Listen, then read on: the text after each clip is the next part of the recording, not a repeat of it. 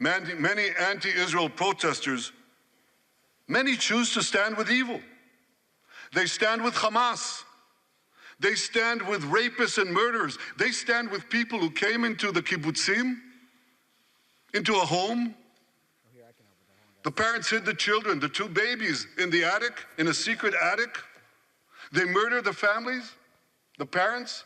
They found the secret latch to the hidden attic, and then they murder the babies. These protesters stand with them. They should be ashamed of themselves.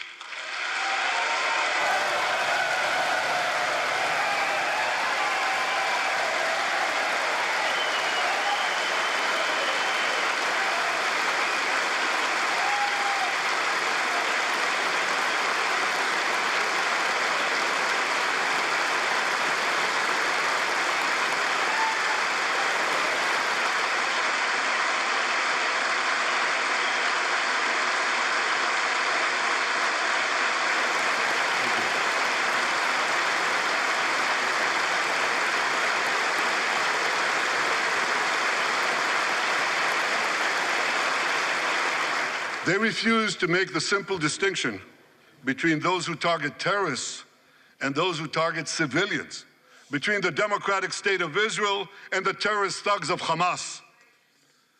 We recently learned from the National Security Director, U.S. Director of National Intelligence, that Iran is funding and promoting anti-Israel protests in America. They want to disrupt America. So these protesters burn American flags even on the 4th of July. And I wish to salute the fraternity brothers at the University of North Carolina who protected the American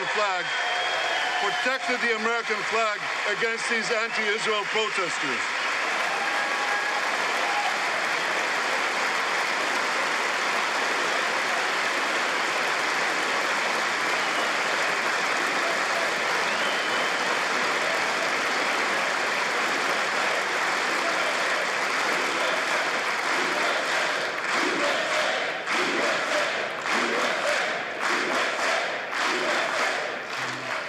For all we know, Iran is funding the anti-Israel protests that are going on right now outside this building.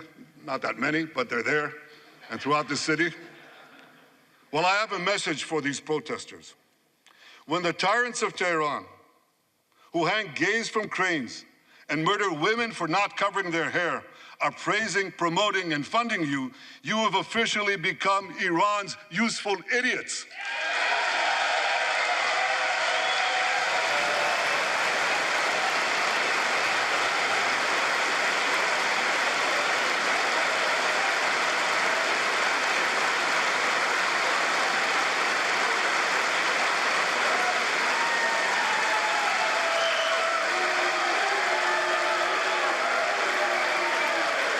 Some of these protesters, it's amazing, absolutely amazing. Some of these protesters hold up signs proclaiming gays for Gaza.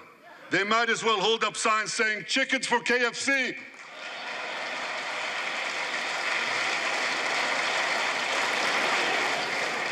These protesters chant from the river to the sea, but many don't have a clue what river and what sea they're talking about. They not only get an F in geography, they get an F in history. They call Israel a colonialist state. Don't they know that the land of Israel is where Abraham, Isaac, and Jacob prayed, where Isaiah and Jeremiah preached, and where David and Solomon ruled?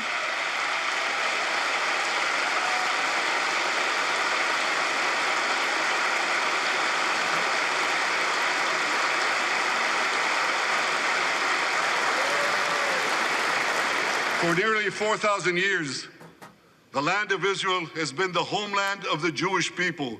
It's always been our home. It will always be our home.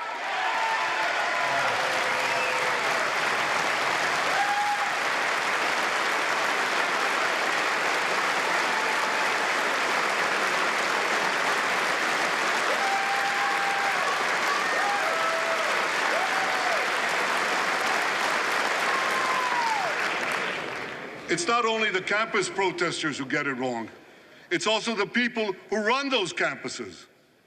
80 years after the Holocaust, 80 years after the Holocaust, the presidents of Harvard, Penn, and I'm ashamed to say my alma mater, MIT, couldn't bring themselves to condemn the calls for the genocide of Jews. You remember what they said? They said, it depends on the context. Well, let me give these befuddled academics a little context.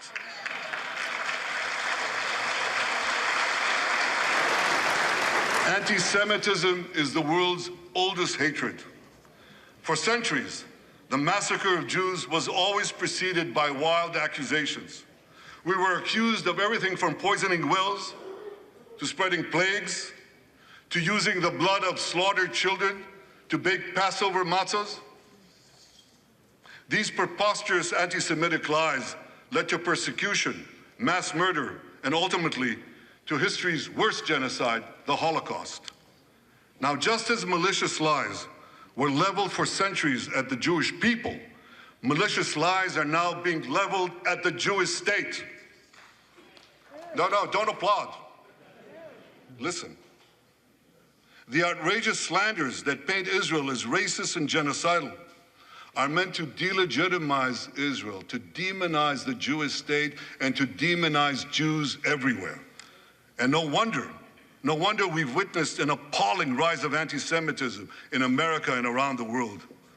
My friends, whenever and wherever we see the scourge of anti-Semitism, we must unequivocally condemn it and resolutely fight it, without exception.